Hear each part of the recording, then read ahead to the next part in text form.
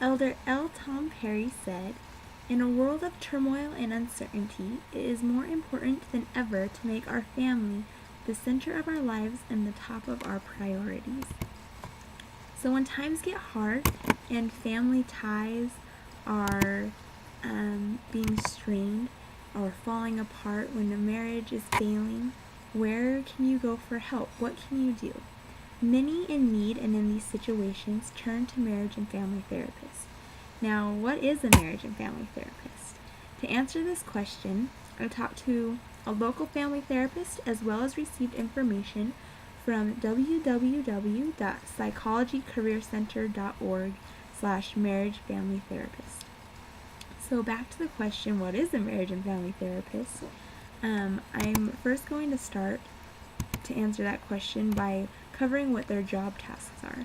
Now, a marriage and family therapist is in constant communication with their patients, whether via phone or group meetings or one-on-one consultations.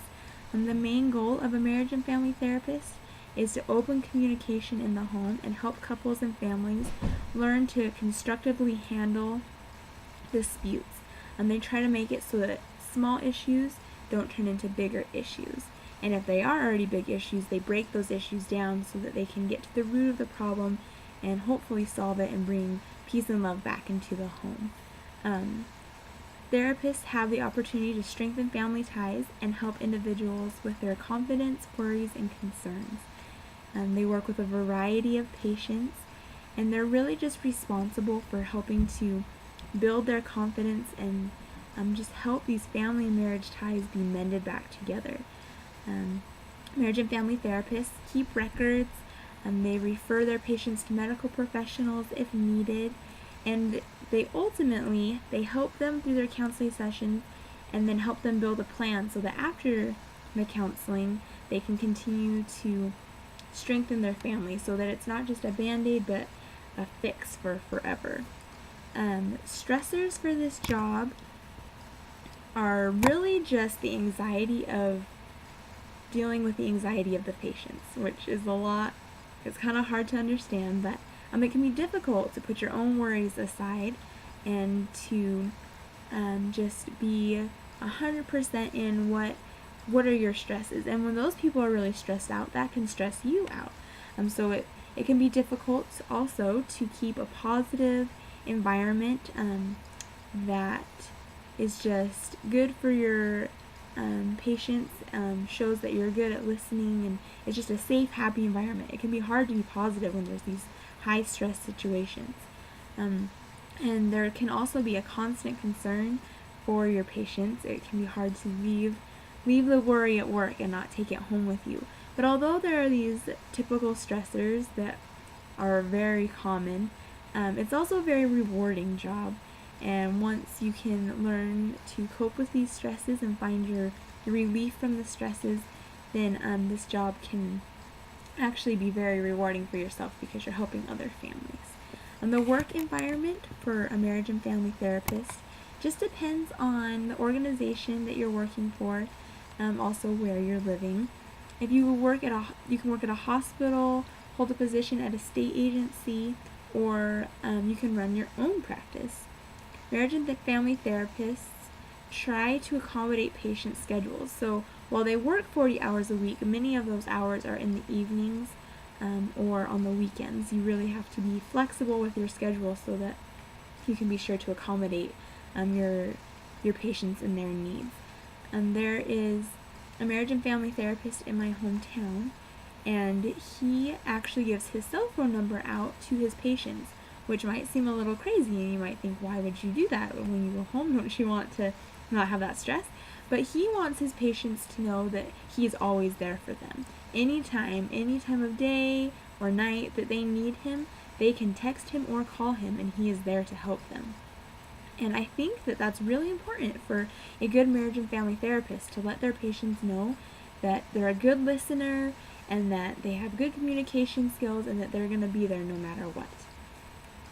There are several marriage and family therapy counseling centers near my hometown, and I thought it was interesting that there was more than one. I'm from a very small town, but when talking to them, they want to be able to reach a variety of people in all locations. They want people to know that no matter where they are, there is help.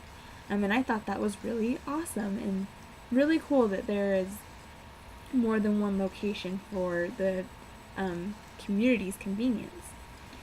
So marriage and family therapists are required to have at least a master's degree. They're also required to have 2 years of supervised clinical work and to pass an exam. Along with that, they need to pass a state licensing exam, and those vary from state to state as far as what the requirements are. If a marriage and family therapist chooses to be a director of a large clinic or to teach a college class or a training seminar, then most of those individuals are required to hold a PhD. So it just kind of depends on where you want to go with marriage and family therapy. The salary and benefits of a marriage and family therapist are many. They generally receive life and health and disability insurance, and they have paid holidays and vacations. If you're self-employed, obviously you'll have to pay your own insurance and benefits, but if you're employed by someone, they generally cover those.